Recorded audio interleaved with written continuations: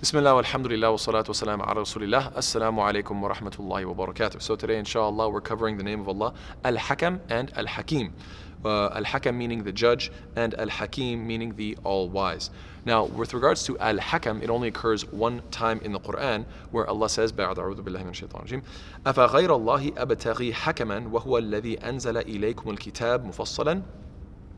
Allah says, say, then, is it other than Allah I should seek as a judge, because Allah Ta'ala is the ultimate judge, while it is He who has revealed to you the book explained in detail? So in other words, Allah Ta'ala is the one who sent this perfectly well explained, clear, miraculous book and Quran and revelation, and therefore He is the ultimate judge. And so we have to take Allah Ta'ala as such.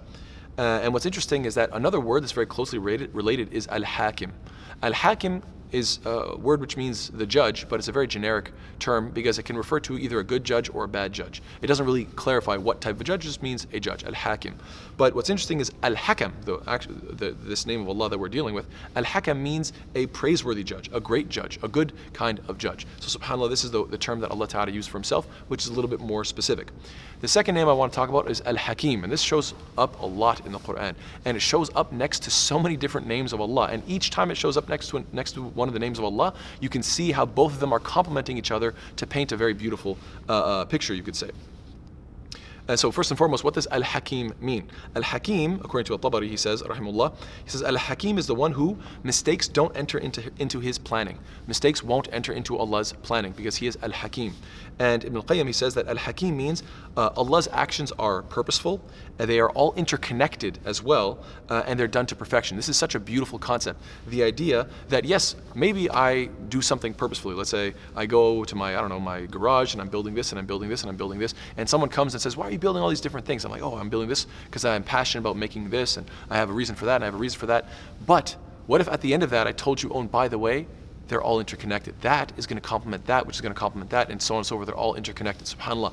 That concept, you'd be so much more impressed with me. You'd be exponentially more impressed with me that not only am I working on all these different impressive, very intricate and detailed projects, but they all have some sort of a connection with one another. You'd be like, oh my goodness, this guy's like a mastermind, right? Now, this never happened, by the way, but I'm just saying that SubhanAllah, وَلِلَّهِ الْمَثَلُ الْأَعْلَى, Allah Ta'ala obviously has the highest of examples, but SubhanAllah, you can imagine that not only is Allah Ta'ala perfect in His purpose and in His planning and everything that He executes, but in addition to that, you find that there's an interconnectedness between His judgments as well.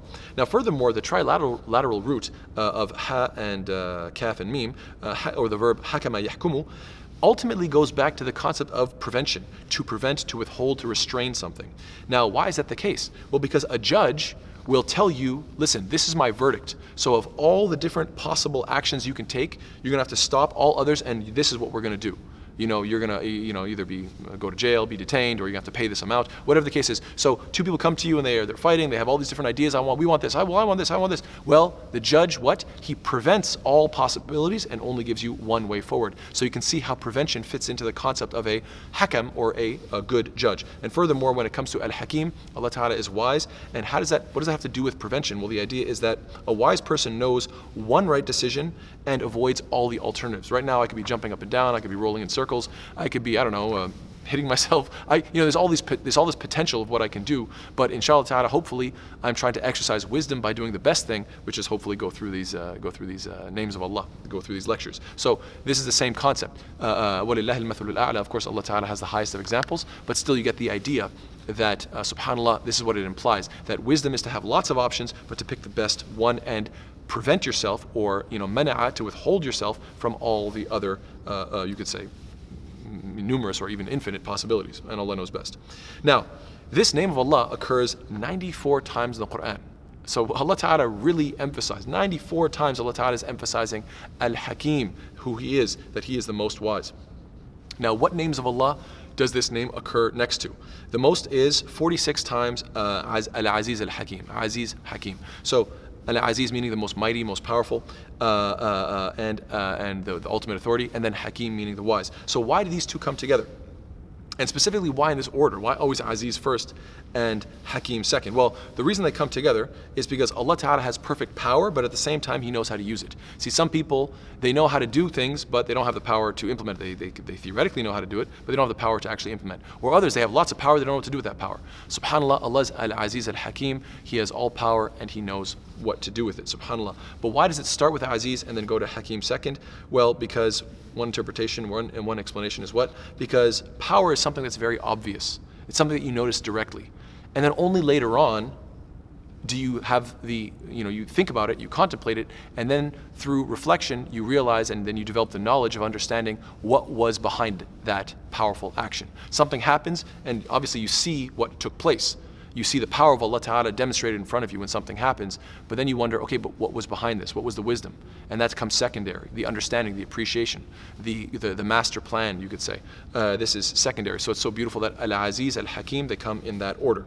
Now, what about the next one is Al-Hakim, Al-Hakim, Al-Alim, and also Al-Alim, Al-Hakim, both. You find that both these names of Allah, they come in two different orders. They occur 37 times in the Quran, but they come in different orders. Sometimes Al-Alim Al-Hakim and sometimes Al-Hakim Al-Alim. Now, why this combination? Well, because it's combining all information. Allah Ta'ala is Al-Alim, He knows everything, and but at the same time, He has the will to best use that information. See, people like us, may have lots of information, but we don't know what to do with it. We don't know how to implement it. Or even if we know how, we don't have the will to actually execute it properly. We get lazy, we get distracted, whatever the case is. When it comes to Allah subhanahu wa ta'ala, subhanAllah, He knows everything, and then He also has the will to use that information in the best possible way. The next one is Al-Hakim Al-Khabir. Al-Hakim Al-Khabir, which come together 4 times in the Quran. And the implication here is what? Is that one interesting thing is that hikmah, wisdom, can come from an indirect source, right? Sometimes, I had a very wise father or grandfather that used to impart all sorts of knowledge upon me, and he got it from his experience, and then he taught it to me so that I didn't have to make his same mistakes, or I didn't have to go through what he went through. I just learned from him. Whereas Allah Ta'ala, so that's a possibility, right, in terms of human beings. But when it comes to Allah subhanahu wa ta'ala, Allah describes Himself as Al-Hakim, which means that He has all wisdom, and Al-Khabir, that means He didn't get it from some secondary source, rather He is the one who, you could say, has first-hand experience and first-hand knowledge of everything, not learning from some other, let's say, previous source. And that's why it comes from the word khibra. Khibra means experience. It's to deal with something directly. And subhanAllah, we'll talk about this later when we talk about the name of Allah, Al-Khabir. But it's a very, very beautiful name of Allah. And the implication is what? That Allah Ta'ala has all experience of things that have happened and things that haven't happened. Like imagine, if I choose a certain path, if I do something, then I'll learn what that path entails. I'll learn the experience of going that way. But then if I chose one path instead of another, then I'll never gain the experience of the other possibility, right? But subhanAllah, with Allah subhanahu wa ta'ala, it's Allah Ta'ala has first-hand knowledge of all possibilities, the ones that are actually, that do take place in this life, and those that are just still possibilities in the realm of Allah Ta'ala's knowledge. And so subhanAllah, Allah Ta'ala has all, you could say all of it is like first-hand knowledge because it's in Allah's knowledge. So subhanAllah, this is what it means to be Al-Khabir, subhanAllah. And when you put these two together, Al-Hakim, Al-Khabir, what this understands is that Al-Hakim represents the wisdom with which Allah Ta'ala operates this universe, whereas Al-Khabir represents Allah's knowledge of what is the potential of what could have happened had Allah Ta'ala ran things a different way, i.e. how everything could be used if He decided to run creation otherwise. It's the inner knowledge as opposed to the obvious or the outer, subhanAllah. So this combination is very, very powerful. The next one is Al-Ali, Al-Hakim. Al-Ali meaning the most exalted, the most high, and Al-Hakim meaning the most wise. This particular, these two names of Allah, they only occur once in the Quran, in Surah 42, Surah Shura, ayah number 51, and it's coming in the context of revelation. Why is that the case? Because it's talking about Allah Ta'ala communicating with humanity, communicating with His prophets and messengers, which fits the context because Allah Ta'ala is infinitely high above us. He's Al-Ali. He's infinitely high above us. And so you'd think someone so far away is completely detached from us. And yet He sends messengers. He sends Jibreel alayhi salam to convey his message, and then he sends through these messengers through revelation. They come and they convey Allah's truth so that we can live in a wise way. So we're not so detached from Allah that we don't have any wisdom, we don't have any knowledge of how to live our lives. Allah sends this revelation and does so in the best way. So subhanAllah, you see the combination between both, that He is infinitely high above humans, yet He communicates His revelation to us so we can live correctly instead of living uselessly, so we can live wisely. So hence Al-Ali, Al-Hakim, both come together. Furthermore, once in the Quran you find that Allah Ta'ala mentions Himself as At-Tawwab Al-Hakim, that He is Tawwab, the one who accepts repentance over and over again, and Hakim, the wise. And this comes in the context of adultery, which is quite interesting because Allah Ta'ala is saying, look, in this case where somebody accuses another person of adultery, it could be the case that such a person is truly guilty, and so the first thing you want to do is repent for doing this sort of disobedience and this type of living this type of immoral lifestyle. But furthermore, the question is, now that this has been done, how should we as human beings deal with this person? And so there are certain hudud, there are certain laws in place to, talking about witnesses and was it seen, and is the person admitting to it, or were there no witnesses, and so therefore how should we proceed? All these laws are detailed in Islam in a way that is hakim, in a way that is wise, that will best serve humanity. So whether you have done the sin and you're holding that on the inside, you should repent. And now that whatever has gotten public, how are we going to move forward? Let's take a look at the Sharia and do so in a wise way. Hence Al-Hakim, hence At-Tawwab Al-Hakim. The next one after that is the names of Allah, Al-Hakim Al-Hamid, which again occurs once in the Quran in Surah Fussilat, ayah number 42. And it's in the context describing the Quran, describing how the Quran is wise and also praiseworthy. Why do these two things come together?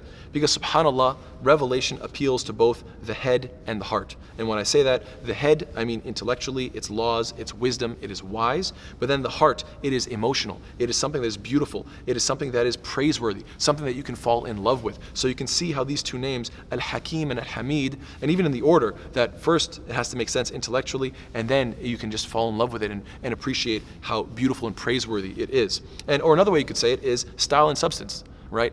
The Quran is beautiful in style and substance. What do I mean by that? So what I mean to say is that what Allah says is Hakim, what Allah says is wise, intellectual, smart, brilliant, whatever terms you want to use. It is wise knowledge that is coming to you. That's in terms of its substance. But then in terms of its style, how it's being conveyed, how it's being recited, how the flow of it is, and how you can draw and write such beautiful calligraphy. SubhanAllah, this Quran and the way we recite it and stand in prayer and connect to our Lord with it, this is something beautiful, praiseworthy. This is the style of it. And so SubhanAllah, you can see how these two connect, Al-Hakim and Hamid.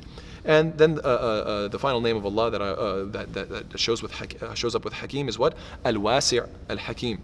And Al-Wasi' means the expansive. And the idea here is what? Expansive could refer to Allah Ta'ala's infinite knowledge and infinite possibilities. And then although us as human beings, if we had so many possibilities, we would be overwhelmed with options and we would probably choose the wrong course of action. And yet Allah Ta'ala has infinite possibility, infinite power, and yet Allah Ta'ala always chooses the wisest, the most wise choice, and always does the best thing, never makes a mistake. So Allah Ta'ala is Al-Wasi' Al-Hakim, subhanAllah. So then the question real quickly is, how do we live with these names? Number one, we should appreciate Allah's wisdom in nature. Look at the beauty, the complexity in all of creation. Number two, we should appreciate Allah's wisdom in His deen, in His revelation. Look at the laws that Allah Ta'ala has implemented or given to us, has imparted upon us, so that we could maximize our potential. SubhanAllah.